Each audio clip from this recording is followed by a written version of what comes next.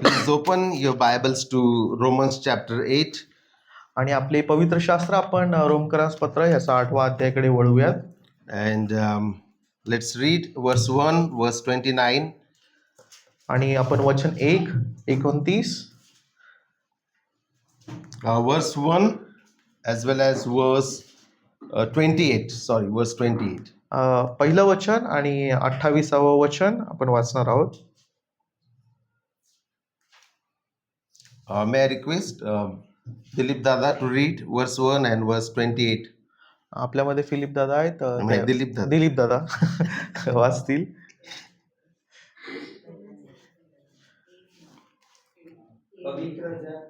नाही, Romans 8. Romans 8वा अध्याय पहिलं वचन आणि 28वं वचन. म्हणून ख्रिस्त येशूमध्ये असलेल्यांना दंडाज्ञा नाहीच. Yes, verse 20. वचन 28. परंतु आपल्याला ठाऊक आहे की देवावर प्रीती करणाऱ्यास म्हणजे त्याच्या संकल्पाप्रमाणे बोलाविल्यास देवाच्या कारणीने सर्व गोष्टी मिळून कल्याणकारक होतात. Thank you very much. This afternoon, we are going to learn. The topic that I want to present before you from the word of the Lord is unshakable assurance in Christ Jesus. आज आपण या सुंदर सकाळी देवाच्या वचनातून शिकणार आहोत आणि या आजच्या वचनाचा शीर्षक अशा प्रकारे आहे, ख्रिस्तामध्ये आपली अढळ खात्री. 7 points again I have brought for you. Briefly, we are going to learn those points. आणि 7 मुद्दे नेहमी प्रकारे आणि आपण त्यामधून शिकणार आहोत. Unshakable assurance of God. Under this, the first thing we are going to learn that no condemnation for those who are in Christ Jesus. आणि ख्रिस्तामध्ये अढळ खात्री यामधील आपला हे शिकत असताना आपला सर्वात प्रथम मुद्दा असणार आहे, ख्रिस्तामध्ये असलेल्यांना कसलीच दंडाज्ञा नाही. Secondly, freedom by the Spirit, no bondage to the flesh. आणि दुसरं, आत्म्याद्वारे स्वातंत्र्य आणि त्यात देहाचे दासत्व नसणार. Thirdly, adoption as sons and heirs. आणि आपला दत्तक पुत्र आणि वारस म्हणून स्वीकार होणं. Fourthly, present suffering and future glory. आणि चौथा मुद्दा अशा प्रकारे आहे की आपलं वर्तमान दुःख आणि येणारा भावी गौरव. Fifthly, God helps us in our weakness. आणि 5वा मुद्दा, देव आपल्या दुर्बलतेत आपल्याला मदत करतो. Sixth one, all things work together for good. आणि 6वा मुद्दा अशा प्रकारे आहे की सर्व काही गोष्टी आपल्यासाठी कल्याणकारी आहेत. And finally, no separation from the love of Christ. आणि शेवटचा, ख्रिस्ताच्या प्रेमापासून आपल्याला काही वेगळं करू शकत नाही. Brother Harshal, could you please open the laptop and connect the cord? These slides are there.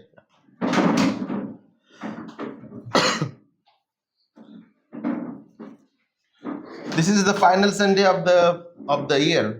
आणि आपल्याला ठाऊकच आहे, हा रविवार शेवटचा वर्षाचा रविवार आहे. And we thank the Lord that the Lord throughout the year has been faithful and good to all of us. आणि देवाला आपण धन्यवाद देऊयात, कारण की तो पूर्ण वर्षभर आपल्या सोबत विश्वसनीय होता. And as we come to the end of the year, we naturally look back. आणि साहजिकरित्या आपण जेव्हा वर्षाच्या शेवटी येतो, आपण पूर्ण वर्षभर आपल्यासोबत झालेल्या गोष्टींची आठवण करतो. We look at our lives. आणि आपण आपल्या जीवनांकडे पाहतो. Our failures and our successes. आणि आपले सर्व आपल्या जीवनामध्ये आलेले यश अपयश यांची सर्वांची आपण आठवण करतो. We remember our victories, also our defeats. आणि आपले सर्व विजयांची आणि त्याचसोबत पराभवांची देखील आपण आठवण करतो. I hope we all experience all these things. आणि माझा विश्वास आहे आपण सर्वजण या गोष्टी अनुभवतो आणि त्या आठवतो. We often measure ourselves by what we have achieved or lost.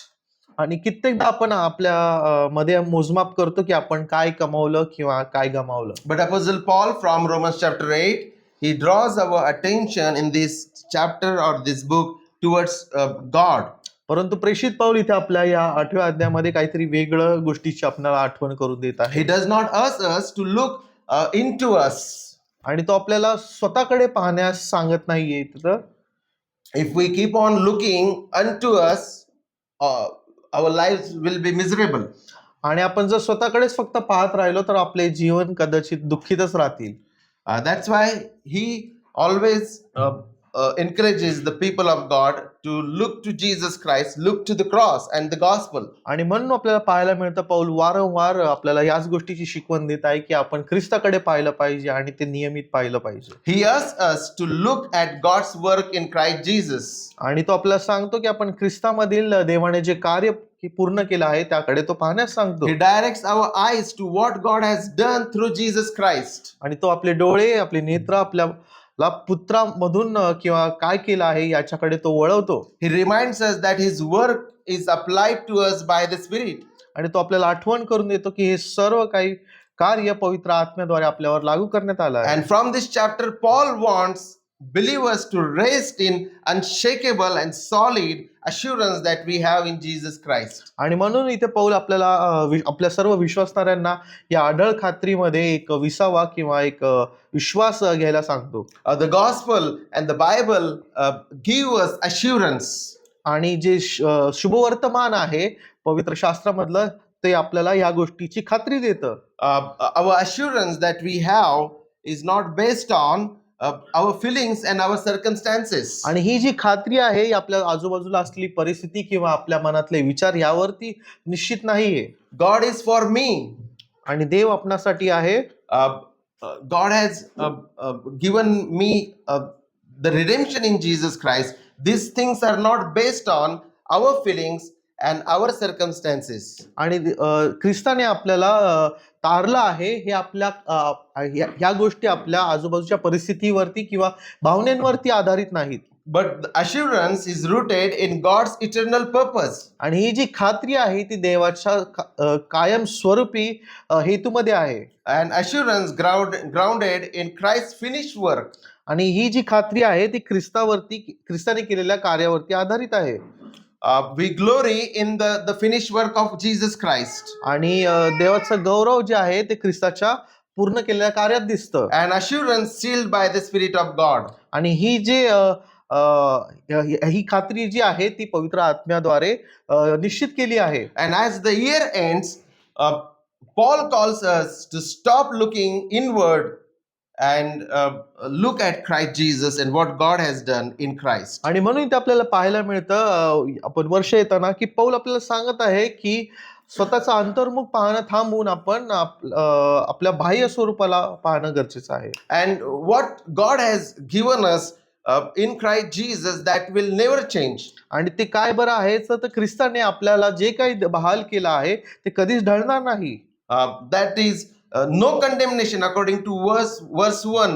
No condemnation for those in Christ. आणि पहिल्या वचनानुसार ते अशा प्रकारे आहे की ख्रिस्तामध्ये असलेल्यांना कसलीच दंडाज्ञा नाही.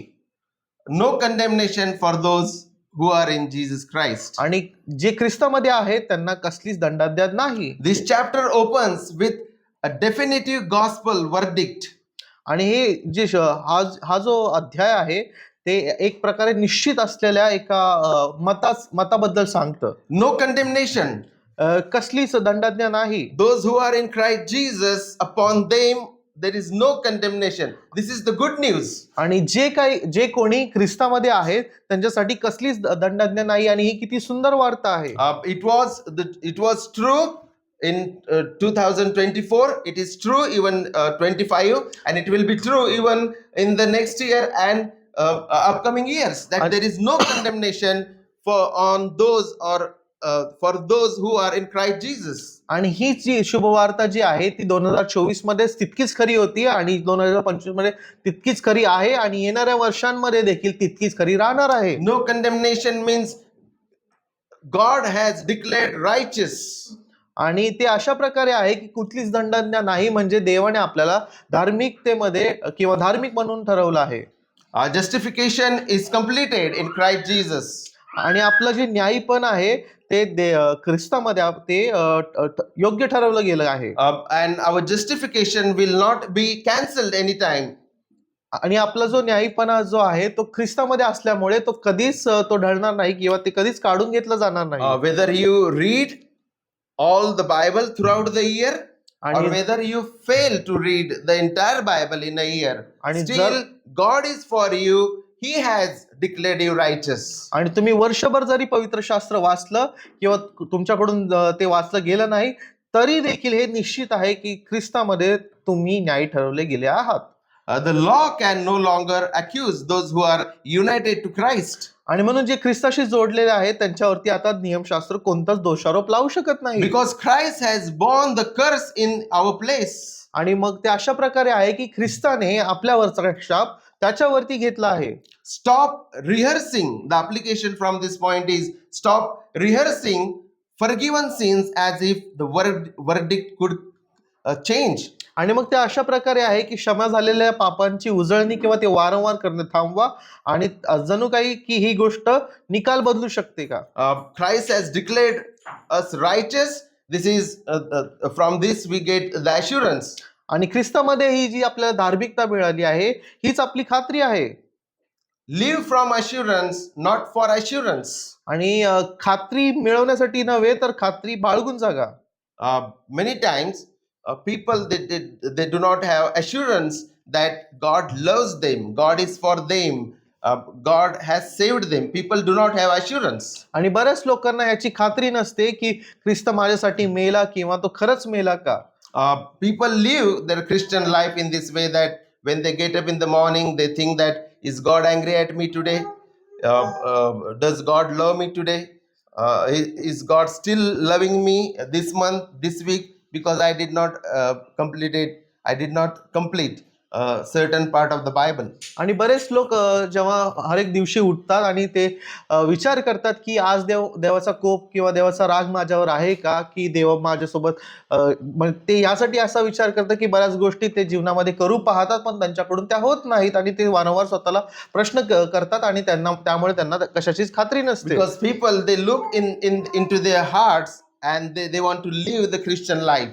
आणि म्हणून ते त्यांच्या स्वतःच्या जीवनाकडे पाहतात तर ते ख्रिस्तासारखं जीवन नसतं आणि म्हणून ते वारंवार त्यासाठी धडपड करतात. People do not look to Christ that Christ has accomplished the redemption. आणि ते ख्रिस्ताकडे पाहत नाही कारण की ख्रिस्ताने ते सर्व काही तारणदायी कार्य पूर्ण केलं आहे. They look to their own works and they become miserable. They get disappointed. आणि ते स्वतःच्या कृत्यांकडे पाहतात आणि त्या कृत्यांकडे पाहून त्यांना निराशा येते आणि त्यामुळे ते वारंवार त्यासाठी धडपड करू पाहतात. And therefore we need to look to Jesus Christ who has accomplished our redemption and through whom we have received the justification from the Father. आणि म्हणून आपल्याला त्या ख्रिस्ताकडे पाहणं गरजेचं आहे कारण की त्याने जी तारणदायी योजना आपल्यासाठी बहाल केली त्याद्वारे आपल्याला ती खात्री मिळते. So God has declared righteous. This reality will never change. आणि देवाला आपल्याला आपणास धार्मिक म्हणून हे ठरवलं आहे ही सत्यता कधीच डळणार नाही. Whether you are successful in your Christian life or whether you are unsuccessful in many works of the Christian life, this reality will not change. आणि हे सत्य तुमच्या ख्रिस्ती जीवनात जर तुम्ही यशी ठरला किंवा अपयशी जरी ठरला तर हे सत्य कधीच बदलणार नाही. And the chapter begins with this good news that therefore there is now no condemnation for those who are in Christ Jesus. आणि म्हणून या शास्त्र भागाचं जर आपण पहिलं वचन वाचलं तर त्याची सुरुवात अशा प्रकारे होती की ख्रिस्तामध्ये जे कोणी आहेत त्यांना कशाच प्रकारची दंडाज्ञा नाही. And if the condemnation has been removed, how is the freedom worked out in the daily life? आणि जर आपल्याला जर दंडाज्ञा नाही तर आपल्याला जे स्वातंत्र्य मिळालं आहे ते कशा प्रकारे कार्य करतं. And that leads to our second point, freedom by the Spirit, not bondage to the flesh. आणि तोच आपला दुसरा मुद्दा आहे त्याच्याकडे आपण जाणार आहोत की आत्म्याद्वारे स्वातंत्र्य आणि त्यात देहाचे दासत्व नाही. Some people can think that now there is grace and there is now no condemnation for those who are in Christ, so I can live as I like.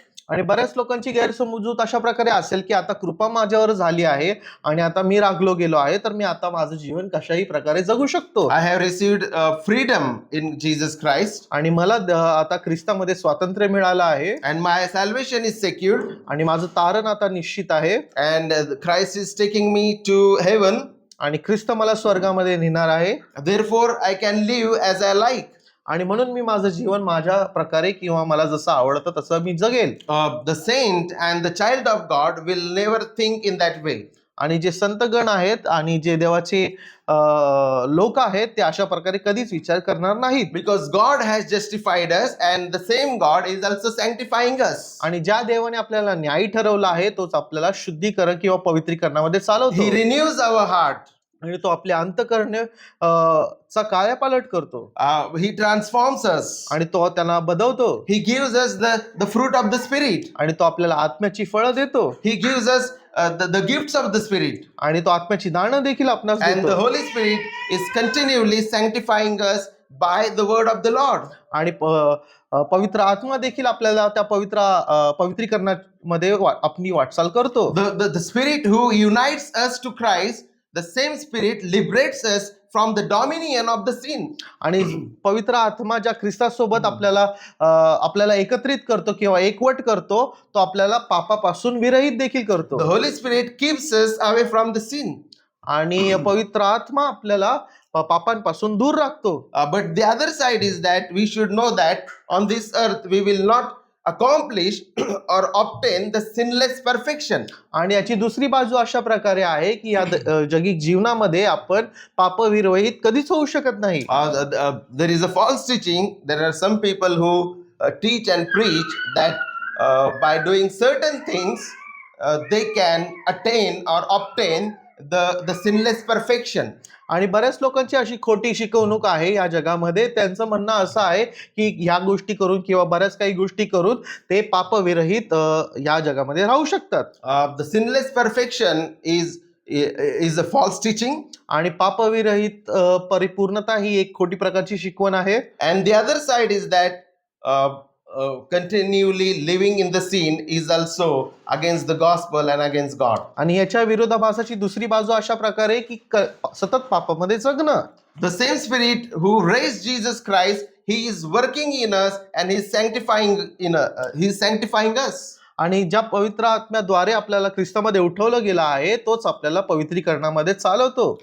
Chapter 8 verse 12 and 13. So then, brothers, we are debtors not to flesh, to live according to flesh. For if you live according to the flesh, you will die. But if by the Spirit you put to death the deeds of the body, you will live. आणि मग आठवा अध्याय वचन 12 आणि 13 अशा प्रकारे म्हणतं, मग बंधुजन हो, आपण ऋणी आहोत खरे, तरी देव स्वभावाप्रमाणे जगायला देह स्वभावाचे ऋणी नाही. कारण जर तुम्ही देह स्वभावाप्रमाणे जगलात तर तुम्ही मरणार आहात, परंतु जर तुम्ही आत्म्याने शरीराची कर्मे ठार मारली तर जगाल. The word of God is very clear here. आणि देवाचं वचन एक स्पष्टरित्या आपल्यास इथे सांगत आहे.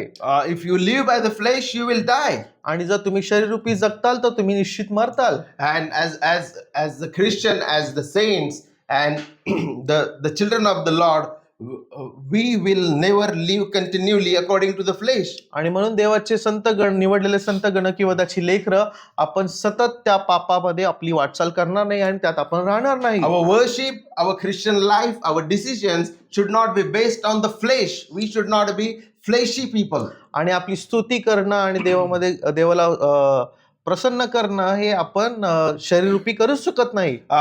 Our lives, Christian life is led by the Holy Spirit and by the word of the Lord. आणि ख्रिस्ती जीवनच हे पवित्र आत्म्याद्वारे चालवलं जातं आणि त्याद्वारे ते चालतं. So Spirit who raised Jesus, the same Spirit dwells in us and is continually sanctifying us. आणि ज्या पवित्र आत्म्याद्वारे ख्रिस्त उठवला गेला तो ख्रिस्त त्याच्या विश्वासणाऱ्यांमध्ये राहतो आणि तोच त्यांना चालवतो. Assurance does not excuse sin, it empowers holiness. आणि खात्री म्हणजे पापाची एक प्रकारे सवलत नाही तर ती आपल्या पवित्रतेसाठी आपल्याला सामर्थ्य देते. Now God has declared me righteous. There is no condemnation. We don't live that. We don't live in this way that I live my life as I like. I'm the king of my life. आणि ते अशा प्रकारे नाही, आता जर मी ख्रिस्तात आहे आणि आता मला कुठलीच दंडना नाही तर मी माझं जीवन माझ्या प्रकारे सतत ते तसाच मी जगत राहील. The child of God will always grow in prayer, in the word of God, and all the duties that the word of God has given to him. आणि देवाच्या लेकरू या नात्याने तो सतत त्याच्या वचनामध्ये स्वतःला हर्ष आणेल आणि त्यामध्ये तो राहील. So walk by the Spirit, not by fear driven obedience. आणि म्हणून भीतीपोटी पाळलेल्या आज्ञानुसार नव्हे तर पवित्र आत्म्यानुसार चालव. So we walk by Spirit, we obey, but we do not obey out of fear. We obey Lord out of love. आणि म्हणून आपण पवित्र आत्म्यामध्ये चालतो तर ते काही भीतीपोटी नाही तर ते चांगल्या कारणास्तव किंवा त्याच्या चांगल्या रेफरन्सच्या भयानुसार आपण चालतो. The God who justified us, he is continually sanctifying us. आणि जो प्रभू आपल्याला न्यायी ठरवतो तो आपल्याला पवित्रीकरणात चालवतो. And we are holy in Jesus Christ. The Bible says that we are sanctified. It is a past thing. We are sanctified and we are holy. आणि ख्रिस्तामध्ये आपण शुद्ध केलेले आहोत हे एक भूतकाळ आहे आणि पवित्रीकरण जे आहे ते वर्तमान काळ आहे. Yes. So we are holy and we are sanctified in Jesus, and the Holy Spirit is continually sanctifying us. आणि म्हणून ते अशा प्रकारे आहे की आपण शुद्ध केलेले आहोत आणि पवित्र आत्म्याद्वारे आपली सतत पवित्रीकरणामध्ये वाढ होते. So one of my friends given very good example about sanctified and continually being sanctified. आणि माझे एक मित्र फार सुंदर उदाहरण देतात की शुद्धीकरण एकदा झालं आणि शुद्धीकरणाच्या प्रक्रियेबद्दल. Married life, right? Married life. वैवाहिक जीवन. We are married to. I'm married to a woman. I'm married to Sukanya. That's why I'm living a married life. आणि जशा प्रकारे पास्टर सिस्टर सुकन्या यांच्यासोबत त्यांचा विवाह झालाय आणि त्यामध्ये त्यांची शुद्धीकरणामध्ये वाटचाल होत आहे. Yes, I'm married. That's why I'm living a married life. I'm sanctified in Jesus. That's why I'm living a holy life. आणि जशा प्रकारे त्यांचा विवाह झाला आहे तशाच प्रकारे ख्रिस्तामध्ये त्यांची शुद्धीकरणामध्ये वाढ होत आहे. Yes. विवाह झाला म्हणून वैवाहिक जीवन जगत आहे. पवित्र केल्या गेलो म्हणून पवित्रीकरण करत आहे. पवित्रीकरणामध्ये वाटचाल करत आहे. Yes. Yes. Thank you, brother. And this is a reality in the Christian life that will never change. आणि हीच ख्रिस्ती जीवनाची खरी वास्तविकता आहे आणि ती कधीच बदलणार नाही. So this chapter gives us assurance. आणि हा शास्त्र भाग आपल्याला ती खात्री देतो That there is no condemnation on God's people. याची की त्याच्यावर विश्वास ठेवणाऱ्यांवर कधीच दंडाज्ञा होणार So नाही. at the end of the year, you will look back your failures, your victories, your defeats, and your success. आणि म्हणून जर तुम्ही तुमच्या वर्षभरच्या सर्व अपयश यश आणि सर्व काही गोष्टींची जर तुम्ही आठवण केली तेव्हा Look to this verse that there is no condemnation for those people who are in Christ Jesus. आणि म्हणून आपण या वचनाकडे मग पाहूयात आणि त्यामध्ये आपल्याला पाहायला मिळतं की ख्रिस्तामध्ये असणाऱ्यांना कशाच प्रकारची दंडाज्ञा नाही. Secondly, the Spirit of the Lord is working in us. आणि दुसरी गोष्ट की देवाचा पवित्र आत्मा आपल्यामध्ये कार्य करतो And he is helping us to mortify the sins those are in us. आणि तो पवित्र आत्मा आपल्यामध्ये असलेली सर्व पापे नष्ट करण्यास किंवा ते घालून देण्यास सहाय्य करतो. The Spirit is still working in us to kill the sin which are in us. आणि तो आपल्यामधले असले सर्व पापी स्वभाव आपल्याला मारून टाकण्यास सहाय्य आणि कृपा पुरवतो. And thirdly, we learn that the Spirit-led life also confirms a new relationship with God. आणि ते अशा प्रकारे आहे की आत्म्याच्या द्वारे प्रेरित असलेलं जीवन The Spirit-led life also confirms a new relationship ते with नवीन God. नात्याची पुष्टी करतं. Yes, God has justified us. He is sanctifying us, and the Holy Spirit also shows us our new identity. आणि ते अशा प्रकारे आहे की देवाने आपल्याला न्यायी ठरवलं आहे, शुद्ध केलेलं आहे आणि पवित्र आत्मा आपल्याला नवीन उत्पत्ती आपल्यामध्ये करतो. Yes, He shows us our new identity, that we are the children of Heavenly Father. आणि तो आपली एक नवीन ओळख करतो की आपण देवाचे पुत्र किंवा दत्तक पुत्र असे आहोत. Adopted as sons and heirs. आणि अशा प्रकारे की आपण त्याचे दत्तक पुत्र आणि वारस म्हणून आहोत. Believers are no longer slaves but adopted children. आणि म्हणून आता त्याच्यावर विश्वास ठेवणारे एक दास नाही तर ते त्याची दत्तक मुले अशा प्रकारे आहेत. How can we know that we are the children of Heavenly Father? आणि हे आपल्याला कसं समजेल की आपण त्या स्वर्गीय देवाची पुत्र आणि कन्या आहोत. Again, if we look into our heart, we will never testify that I am the child of the Heavenly Father. आणि म्हणून जर आपली अंतःकरणे तपासली तर आपण या प्रश्नाचं उत्तर पाहायला गेलो तर कदाचित आपल्याला त्याचं उत्तर मिळणार नाही. Romans chapter 8 verse 16 teaches that the Spirit testifies that we belong to God and grants us the privilege of calling Him Abba Father. आणि ते अशा प्रकारे आहे वचन 8:16 मध्ये आपल्याला पाहायला मिळतं की तोच पवित्र आत्मा स्वतः आपल्या बरोबर साक्ष देतो की आपण देवाची मुले आहोत. Can anyone please read this verse, Romans 8:16? आपल्यामध्ये कोणी वाचेल का? तो आत्मा स्वतः आपल्या आत्म्याबरोबर साक्ष देतो की आपण देवाची मुले आहोत. How can we know that we are children of God? आणि आपल्याला कसं समजेल की आपण देवाची मुले आहोत? Did anyone tell you outside that you are the child of God? आणि कोणी दुसरा एक व्यक्ती येऊन आपल्याला सांगतो का की तू देवाचा पुत्र आहेस किंवा आपण देवाची मुले आहोत? Primarily because of the work of the Spirit into our hearts, we know and we have this assurance that I belong to the family of God the Father. I am child of God. आणि प्राथमिकरित्या जर पाहायला गेलं तर आपल्यामध्ये जे पवित्र आत्म्याद्वारे कार्य झालं आहे त्याद्वारेच आपल्याला याची ओळख पटते की मी देवाचा मुलगा किंवा मुलगी आहे. What a privilege this is to be son and daughter of the Heavenly Father. आणि किती अभिमानाची ही गोष्ट आहे की मी देवाचा लेकरू आहे. And at the end, this is our assurance that we still remain the child of God.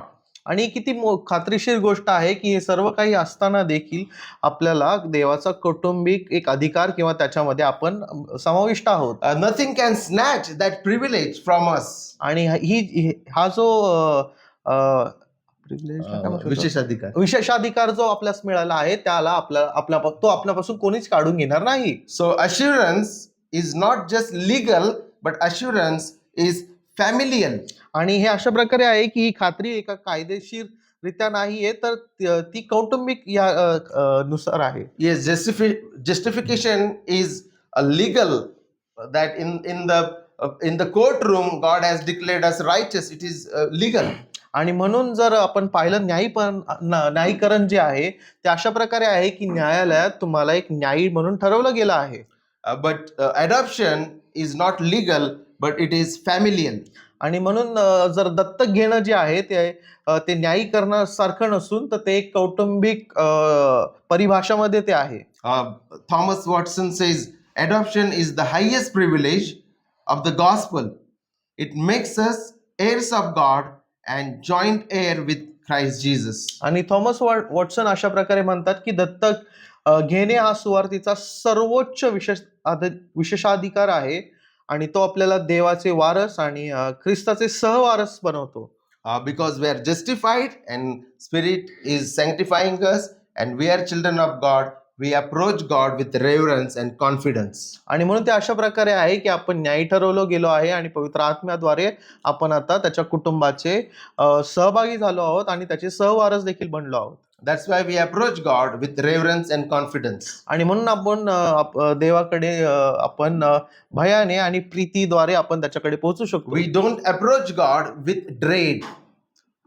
आपण देवाकडे एकदम असं भयभीत होऊन जाऊ शकत नाही.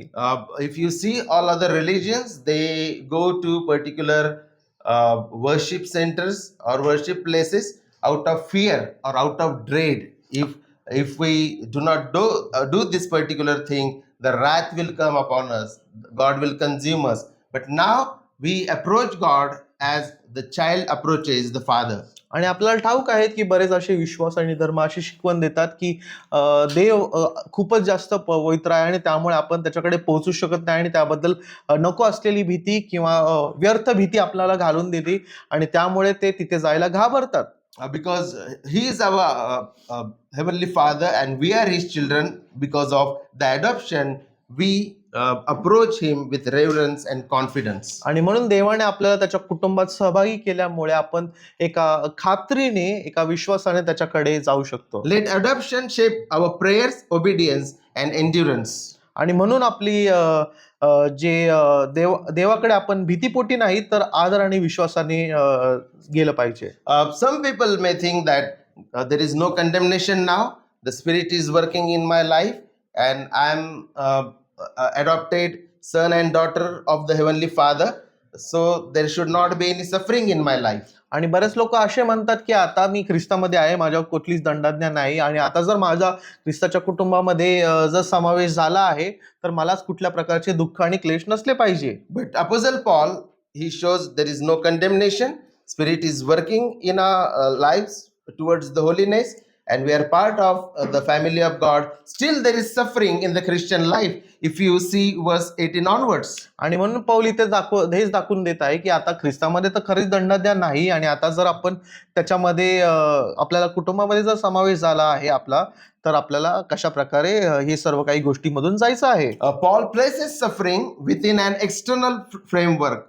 आणि पौल जो आहे तो दुःख आणि क्लेश याबद्दल एका बाहेरीक दृष्ट्या ते आपण सांगतो. Present afflictions are real for the Christian life. आणि तो अशा प्रकारे आहे की आपले सध्याचे जे दुःख आणि क्लेश आहे ती एक वास्तविकता राहणार आहे. But they are not the ultimate. आणि ते अशा प्रकारे नाही की ते नेहमीच राहणार आहे. Because of the curse that is on the creation. आणि ते ह्यासाठी कारण की निर्मितीपासूनच आपल्यावरती श्राप आहे. We are living in the broken world. आणि आपण एका अशा जगामध्ये जगत आहोत जिथे सर्व काही गोष्टी ज्या आहेत त्या मोडक्या आहेत. We are not yet resurrected and glorified. आपण अजून पुन्हा उठलो नाही आणि गौरवीकरण आपलं झालं नाही. And because we are living in this world, we need to face the suffering and persecutions. आणि आपण म्हणून या जगामध्ये जगत असतो तेव्हा आपल्याला या सर्व दुःख क्लेश पीडामधून जायचं आहे. In verses 18 to 25, Apostle Paul says that there is for the children of God there is suffering in the present, but in the future there is glory. आणि म्हणून पौल इथे या गोष्टीची आपल्याला आठवण करून देत आहे की ख्रिस्तामध्ये असलेल्या लोकांसाठी सध्या त्यांच्यासाठी दुःख क्लेश या गोष्टी असणार आहेत, आणि भविष्यकालासाठी त्यांच्यासाठी गौरव राखून ठेवण्यात आला आहे. Can we read verse 18? For I consider that the suffering of this present time are not worth comparing with the glory that is to be revealed to us. आणि आपण 18 वचन कोणी एक आपल्यामध्ये वाचेल का? कारण आपल्यासाठी जे गौरव प्रकट होणार आहे त्याच्या पुढे सांप्रत काळाची दुःखे काहीच नाही असे मी मानतो. Yes, how can we compare that? आणि कशा प्रकारे आपण याचं मोजमाप करू शकतो? The suffering of the present time and the glory that we are receiving in Christ Jesus. आणि सध्याचे आपले दुःख क्लेश आणि ख्रिस्तामध्ये असलेलं पुढं येणार आपलं गौरव. We cannot compare that actually. आणि ह्याचं आपण कधीच मोजमाप किंवा ह्याला आपण कधीच तोलू शकत नाही. Sometimes we escalate our pain and our problem and our suffering so much. आणि बऱ्याचदा आपण आपले दुःख क्लेश पीडा याला फारच उंचावतो. We elevate that one. आणि आपण त्याला एवढं उंचावतो And we think that God is not good to me. आणि हे सर्व काही उंचावल्यानंतर आपल्या असे विचार होतात की देव माझ्याशी चांगला नाही किंवा तो मला कृपा पुरवत नाहीये. The moment we drift away, or the moment we keep our eyes away from the cross and keep our eyes on the pain, we will elevate the suffering, persecution and the problems and pain. आणि म्हणून ते अशा प्रकारे होतं की देवाच्या क्रुसाकडून आपण जर भरकटलो किंवा त्याच्या क्रुसापासून आपली नजर जर भरकटली गेली तर निश्चित प्रकारे आपण त्या आपल्या जीवनामध्ये असलेल्या दुःख क्लेश पीडा याला निश्चित प्रकारे आपण उंचावू. So in this passage we need to learn that although we are adopted children of God the Father, there is still pain, still suffering and problems in the Christian life.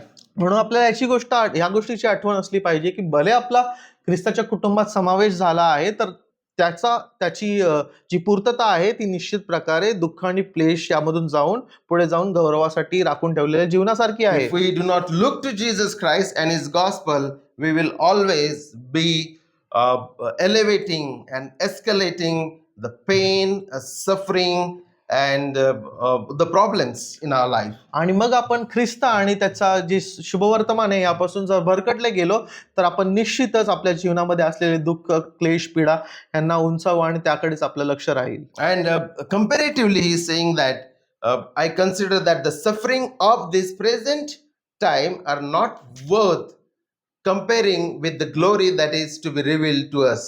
आणि इथं पौल अशा प्रकारे म्हणत आहे की जी वर्तमान संकटे जी आहे ते जे आहे ते येणाऱ्या गौरव जे आहे त्याचं मोलमाप कधीच होऊ शकत नाही. Humanly speaking, how can we compare that? But if we compare with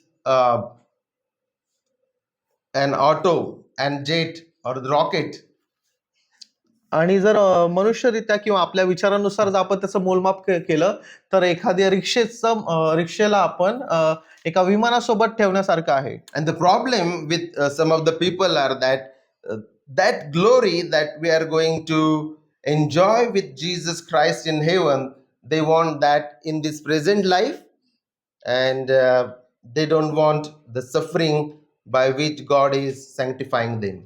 आणि मग ते अशा प्रकारे आहे की बऱ्याच लोकांना जे पुढे येणारं गौरव जे आहे ते ह्याच जीवनात हवं आहे आणि ह्या जीवनामध्ये असलेली जी दुःख, क्लेश, पीडा आहे त्यांना ते नकोशी आहेत. The glory that we are going to enjoy in heaven, people want right now. That is called prosperity gospel. आणि जे गौरव जे आपल्यासाठी राखून ठेवलं आहे ते बऱ्याच लोकांना आत्ता हवं आहे आणि तशा प्रकारचे शिक्षण जे देतात ते आपण भरभराटीचं जे शिक्षण आहे ते आपण पाहतो किंवा ऐकतो. So Paul places suffering within. He's showing that there is still a suffering in the Christian life. आणि म्हणून पौल इथे आपल्याला वर्तमान काळात सांगत आहे किंवा वर्तमान काळामध्ये ते सांगताना असं म्हणत आहे की दुःख आणि क्लेश, पीडा हे सर्व काही आहे ते होत राहणार आहे. The application for all of us that when we go through problems, pain and suffering, don't think that God has abandoned you. आणि म्हणून जेव्हा तुमच्या जीवनामध्ये दुःख आणि क्लेश येतात तेव्हा त्याचा अर्थ असा नाही की देवाने तुम्हाला त्यागला आहे किंवा तुम्हाला सोडलं आहे. Weigh the present pain and suffering against the promised glory. आणि वर्तमान वेदनेची तुलना वचन दिलेल्या गौरवाशी करायला हवी. And also think that this is in the plan of God. God is sanctifying us by using our sufferings. आणि मग ते अशा प्रकारे आहे की देव आपल्याला त्या शुद्धीकरणाच्या प्रक्रियेमध्ये चालवत असताना आपल्याला त्या दुःखांमधून देखील नेणार आहे. Fifthly, while we wait in weakness, God has not left us without help. आणि मग पाचवा मुद्दा अशा प्रकारे आहे की देव आपल्याला आपल्या दुर्बलतेमध्ये कशा प्रकारे सहाय्य पुरवतो. God helps us in our weakness. आणि देव आपल्याला आपल्या दुर्बलतेत कमकुवतेमध्ये देखील आपणास सहाय्य करतो. In verses 26 and 27, Apostle Paul is showing that the Spirit is working continually in our lives. आणि वचन 26 आणि 27 मध्ये आपल्याला पौल इथे दाखवून देतो की पवित्र आत्मा आपल्या जीवनामध्ये सतत कशा प्रकारे कार्य In करतो. the second point, we learn that the Holy Spirit is helping us to mortify or kill the sin that is in us. आणि दुसऱ्या मुद्द्यामध्ये आपल्याला पाहिलं की पवित्र आत्मा आपल्या जीवनामध्ये असलेली पापे कशा प्रकारे मारण्यास किंवा त्यांना घालवण्यास आपल्याला सहाय्य पुरवतो. But in this fifth point, we learn that Holy Spirit is interceding for us. आणि आपल्याला पाचव्या मुद्द्यामध्ये इथे पाहायला मिळतं की पवित्र आत्मा आपल्यासाठी मध्यस्थी करतो. What a blessing that Holy Spirit is praying for us. आणि ते किती सुंदर उदाहरण आहे की पवित्र आत्मा आपल्यासाठी तिथे प्रार्थना करत And आहे. if you go a little further, even Jesus in heaven is praying for you. In verse 34, Paul says that Jesus is praying for you. आणि पुढे जाऊन वचन 34 मध्ये देखील आपल्याला पाहायला मिळतं की पौल तिथे सांगतो की पवित्र प्रभू येशू आपल्यासाठी प्रार्थना करत आहे, मध्यस्थीची प्रार्थना And the करत आहे. prayer of Holy Spirit and prayer of Lord Jesus Christ, God the Father, always hear. आणि इथे आपल्याला पाहायला मिळतं की पौल दाखवून देत आहे की पवित्र आत्म्याने केलेली मध्यस्थीची प्रार्थना आणि तशाच प्रकारे ख्रिस्त आपल्यासाठी जी मध्यस्थी करतो ती पवित्र देवबाप ऐकतो. We should be really thankful and rejoicing in this fact that God the Son, the second person of Trinity, Godhead, and the third person of Trinity, they are praying for us. आणि म्हणून आपण किती हर्ष मानला पाहिजे की त्रैक्य देवामध्ये जी दुसरी व्यक्ती आहे प्रभू येशू ख्रिस्त आणि तिसरी व्यक्ती पवित्र आत्मा हे आपल्यासाठी वारंवार मध्यस्थी करतात. Our prayer life आपलं प्रार्थनेचं जीवन always is up and down, आणि ते बऱ्याचदा वर खाली त्याच्यामध्ये बरेच चढ उतार असतात and our prayers are weak many times. आणि आपल्या प्रार्थना वारंवार कमकुवत होतात. And in this, the assurance is that the Holy Spirit is praying for us, and God the Son is praying for us. आणि या कमकुवतेमध्ये आपल्याला हे आठवलं पाहिजे की पवित्र आत्मा आणि प्रभू येशू ख्रिस्त आपणासाठी मध्यस्थी करत आहे. Paul says that the Spirit intercedes when the believers do not know how to pray. आणि पौल इथे सांगतोय की पवित्र आत्मा आपल्यासाठी मध्यस्थी करतो, विशेष करून जेव्हा विश्वासणाऱ्यांना प्रार्थना कशी करावी हेच समजत नाही. In this year 2025, there were times when our prayers were weak, and our prayer life was up and down. आणि निश्चित प्रकारे 2025 मध्ये आपलं प्रार्थनेचं जीवन किंवा आपल्या प्रार्थना चढ उताराच्या असल्या असतील. But the little that we prayed, the assurance is that in our weakness, the Holy Spirit was helping us, And and yes- Holy Spirit was praying with us and for us. आणि म्हणून या चढ उतारामध्ये आपल्याला ही किती सुंदर गोष्ट आहे की पवित्र आत्मा आपल्यासाठी मध्यस्थी करत होता आणि करत राहणार आहे. It is a sad thing that we give very less time to the ministry of the prayer. आणि ही खूप दुःखाची गोष्ट आहे की आपण प्रार्थना जी आहे ती फार कमी वेळासाठी करतो. And there are other group that they pray more, but they because of that they turn arrogance. आणि Arrogant. काही असा पण ग्रुप आहे जे फारच जास्त प्रार्थना करतात आणि त्यामुळे ते स्वतःमध्ये वेगळाच अभिमान बाळगतात. And both things are dangerous. आणि या दोन्ही गोष्ट फार धोकादायक आहेत.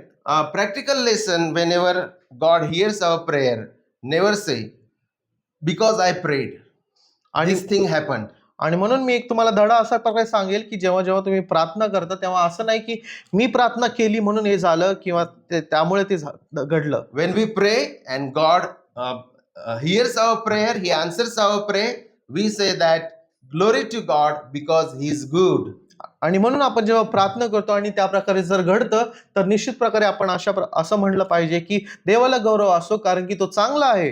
Nobody says that because Christ was praying, God heard this prayer or God answered my prayer. आणि कोणी असं म्हणत नाही की देवाने माझी प्रार्थना ख्रिस्तामुळे ऐकली. Because Spirit was praying, that's why God heard the prayer. आणि कोणी असं म्हणत नाही की पवित्र आत्मा माझ्यासाठी प्रार्थना करत होता आणि म्हणून देवाने माझी प्रार्थना ऐकली. But the moment we receive the answer of the prayer, the first word that comes from our mouth is that because I prayed. आणि बऱ्याचदा ते गोष्टी घडल्यानंतर जर आपण त्या घडतात तर आपल्यामध्ये साधारणरित्या किंवा स्वाभाविकरित्या आपला पहिला उद्गार अशा प्रकारे येतो कारण मी अशा प्रकारे प्रार्थना केली. When God hears our prayer and answers our prayer, say He is good. आणि Glory to His name. आणि म्हणून जर आपण प्रार्थना करतो आणि त्या प्रकारे जर घडतं तर आपल्याला नेहमी हे लक्षात ठेवलं पाहिजे की आपण ते झाल्यानंतर आपण हे म्हणलं पाहिजे की देवाला गौरव असो कारण की तो चांगला आहे. Because that is self-righteous life. If I say that certain things God has done because I have done these things, that's why God has done this thing. आणि म्हणून That is ते a self-righteous life. आणि म्हणून ते अशा प्रकारे आहे की मी स्वतःला धार्मिक ठरवत आहे कारण की माझी प्रार्थना ऐकली गेली म्हणून. In our weakest moment, Holy Spirit is helping us.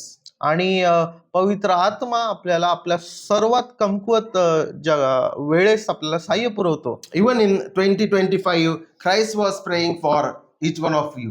आणि 2025 मध्ये देखील ख्रिस्त आपल्या सर्वांसाठी मध्यस्थी म्हणून प्रार्थना करत होता. In this year, Holy Spirit was praying for you. आणि या 2025 मध्ये पवित्र आत्मा देखील तुमच्यासाठी मध्यस्थीची प्रार्थना करत होता. Until the end of our life on the earth, both of them will be praying for us and they will be helping us in our weakest moment. आणि म्हणून आपण 2025 पासून इथून पुढे देखील आपण जोपर्यंत जगू तोपर्यंत जगत असताना ख्रिस्त येशू आणि पवित्र आत्मा दोघी आपणासाठी मध्यस्थी म्हणून There प्रार्थना are करत राहतील. times that prayers feel impossible in our Christian life. आणि बऱ्याचदा आपण ख्रिस्ती म्हणून जगत असताना आपल्याला आपल्या ज्या प्रार्थना आहेत त्या अशक्य वाटायला लागतात. Trust that God is still working for you. आणि म्हणून आपल्याला हा विश्वास बाळगणं महत्वाचं आहे की देव कार्य करत आहे. And rest in God's understanding. आणि म्हणून देवाच्या परिपूर्ण आकलनावर आपल्याला विसंबून राहणं गरजेचं आहे. This leads us to the next point. आणि म्हणून आणि हाच आपल्याला पुढील मुद्द्याकडे घेऊन जातो. All things work together for good. आणि सर्व गोष्टी त्यांच्यासाठी कल्याणकारी घडतात. All things works for good for those who love God. All things work together for good for those who are called according to His purpose. आणि वचन 28 आणि Yes, 28. 28 मध्ये आपल्याला पाहायला मिळतं की सर्व काही चांगल्या किंवा कल्याणकारी गोष्टी त्याच्यावरती प्रीती करणाऱ्यांसाठी घडतात. According to this verse, was all things or were all things working for good in this year 2025? आणि या वचनानुसार सर्व काही गोष्टी तुमच्यासोबत 2025 चांगल्याच घडत होत्या का? First of all, we need to define what that word good means. आणि म्हणून आपल्याला याही गोष्टीची चांगलं म्हणजे काय याची परिभाषा समजणं फार महत्वाचं आहे. There are people in the world, they take this verse and they can turn that one in just physical blessings. आणि बरेच लोक हा जो चांगलं जे आहे किंवा कल्याणकारी जो शब्द आहे त्याचा गैरअर्थ घेतात आणि ते फक्त मटेरियलिस्टिक किंवा या भौतिक गोष्टींबद्दल ते त्यावर शब्दाचा अर्थ घेतात. We know that for those who love God, all things work together for good. So for some people, good means just material blessings.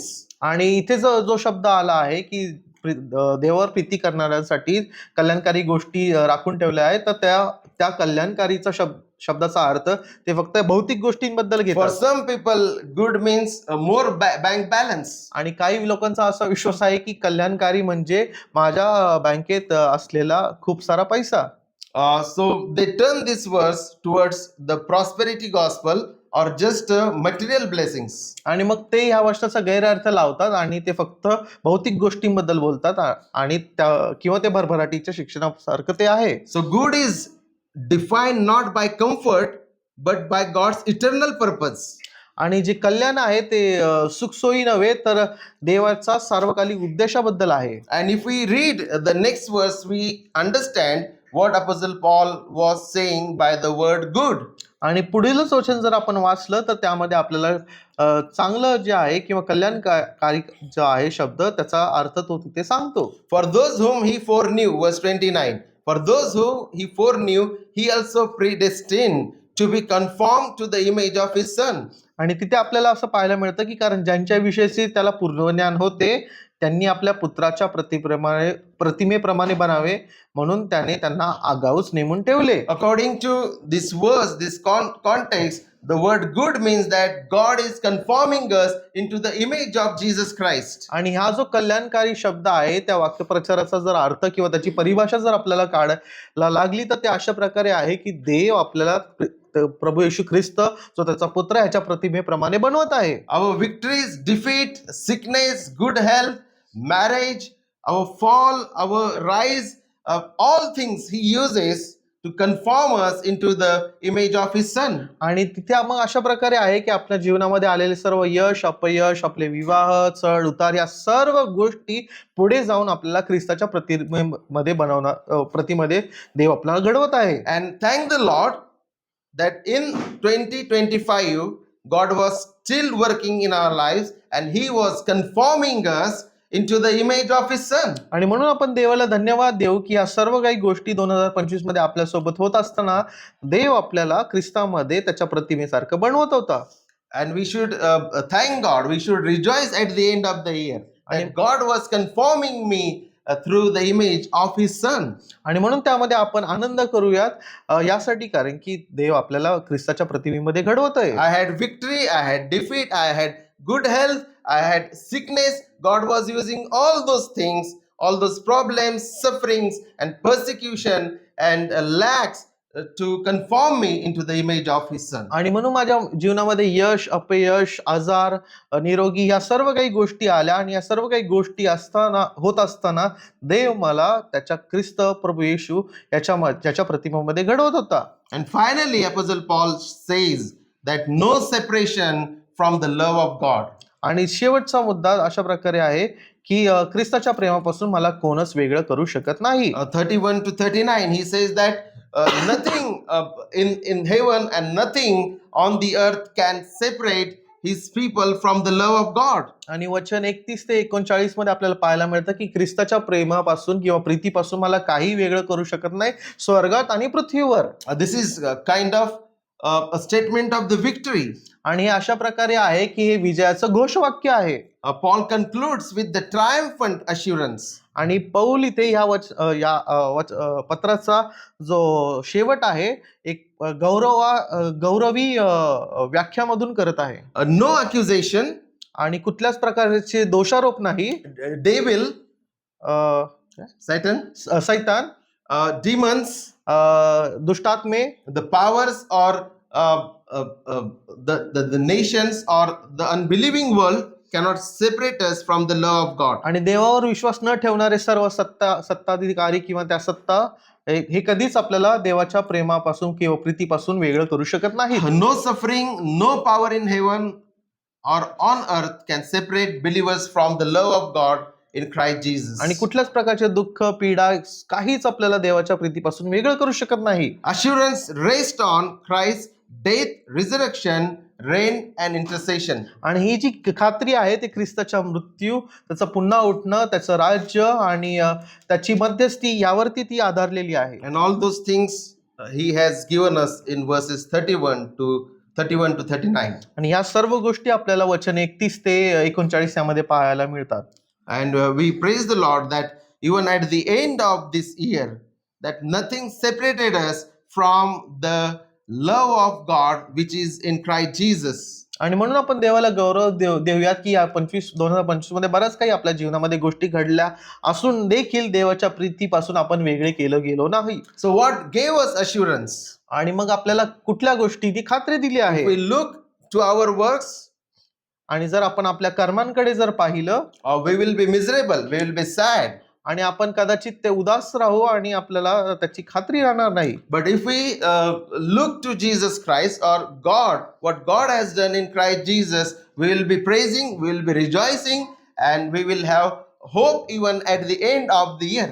आणि मग जर आपण ख्रिस्ताकडे पाहिलं आणि त्याच्या पूर्ण केलेल्या कार्याकडे जर पाहिलं तर आपल्याला निश्चित प्रकारे ती आशा मिळेल आणि आपण त्यावरती विश्वास ठेवू आणि आपल्याला ती खात्री राहील. Stand firm in faith, not in fear. आणि ख्रिस्तामध्ये आपण बिलगून राहणं यासाठी भीतीने नाही तर त्यावरती असलेल्या प्रीतीमुळे. We might not have read the complete Bible once or twice or thrice. आणि आपण पवित्र शास्त्र पूर्ण वाचलं नसेल एकदा दोनदा किंवा त्याही पेक्षा जास्त. And many other duties we might not have done in our Christian life. आणि बऱ्याच काही ज्या महत्वाच्या गोष्टी आहेत आपण आपल्या जीवनामध्ये केल्या नसतील. But still no separation from the love of God which is in Christ Jesus. आणि तरी देखील कुठलंच तुम्हाला ख्रिस्ताच्या प्रीतीपर्यंत पासून तुम्हाला काही वेगळं करणार नाही. But this assurance does not make us lazy people. आणि ही जी खात्री आहे ती आपल्याला एक आळशी व्यक्ती म्हणून नाही बनवलं पाहिजे. But learning these wonderful truths, it should help us to do praise God, serve Him, obey Him, and glorify His name. आणि म्हणून ही अद्भुत सत्य जर आपल्याला कळाली असतील तर ते आपल्याला ख्रिस्ताची सेवा करण्यास आणि त्यामध्ये चालण्यास सहाय्य करतील. If God is for us, who can be against us? आणि जर देव आपल्यासाठी आहे तर आपल्या विरुद्ध कोण असेल. Christ is interceding for you right now. आणि ख्रिस्त यावेळेस देखील या क्षणी देखील तुमच्यासाठी मध्यस्थी करत आहे. No power can break the bond of His love. आणि हे जे प्रीतीचं नातं आहे ते कोणती शक्ती तोडू शकत नाही. You are safe in the hands of Christ. आणि तुम्ही ख्रिस्ताच्या हातांमध्ये सुरक्षित आहात. His love is the anchor of our soul. आणि त्याची प्रीती आपल्या जीवनाचा एक नांगर आहे. We should be thankful for this unbreakable assurance that the word of God gives us. आणि म्हणून आपल्याला ही जी सुंदर अशी खात्री देवाच्या वचनापासून मिळाली आहे त्याबद्दल आपण देवाशी धन्यवादित राहिलं This is पाहिजे. solid assurance, unshakable truths. आणि किती निश्चित अशी खात्री आहे आणि ती कधी न ढळणारं सत्य अशा आहे. This chapter starts with no condemnation and the chapter ends with no separation. आणि ह्या शास्त्रभागाची सुरुवात कुठलीच दंडात्या नाही अशा प्रकारे होते आणि त्याचा शेवट कुठलीच गोष्ट आपल्याला वेगळं करू शकत नाही अशाने होते. So at the end of the year, we praise the Lord that we have unshakable assurance in Christ Jesus. आणि म्हणून आपण अशा प्रकारे आपण विश्वास बाळगू की आपल्याला ख्रिस्तामध्ये कुठलीच गोष्ट आपल्याला वेगळी करत नाही.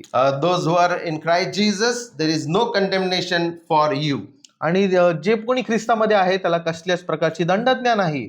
We have received freedom by the Spirit. आणि आपल्याला आत्म्याद्वारे स्वातंत्र्य मिळालं आहे. Holy Spirit is continually working towards our sanctification. आणि पवित्र आत्मा आपल्याला शुद्धीकरणामध्ये आपली वाटचाल करत We आहे. are adopted sons and daughters. आणि आपण देवाच्या कुटुंबात घेतलेले दत्तक म्हणून असे आहोत. Yet we have suffering, but He is giving us glory when Christ returns. आणि निश्चित आपल्या जीवनामध्ये दुःख आणि पीडा आहेत परंतु येणारं जीवन आपल्यासाठी गौरवशाली असणार आहे. And in our weakness, Spirit is praying and Christ is praying. God is helping us. आणि आपल्या दुर्बलतेमध्ये पवित्र आत्मा आपल्यासाठी मध्यस्थी करत आहे आणि प्रार्थना करत आहे आणि देव सहाय्य पुरवत आहे.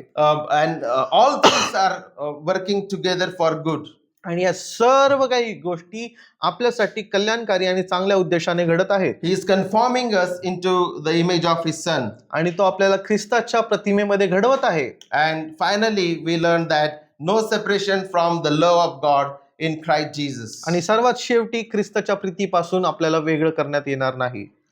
We end this year with this beautiful, powerful, solid, and unshakable assurance. आणि हे वर्ष आपण एक अद्भुत सत्य जे कधीच ढळणार नाही त्याने आपण संपूयात. May the Lord bless us, make us stable in faith. आणि पवित्र आत्मा आपल्याला पवित्र देव आपणास सहाय्य पुरव आणि आपल्याला विश्वासात दृढ करू. And rejoice that we have these wonderful assurances. आणि आपण आनंद करूयात की आपल्याला हे पवित्र आणि अद्भुत अशी खात्री आपल्याला त्याने दिली. Yes, over to Brother Amit.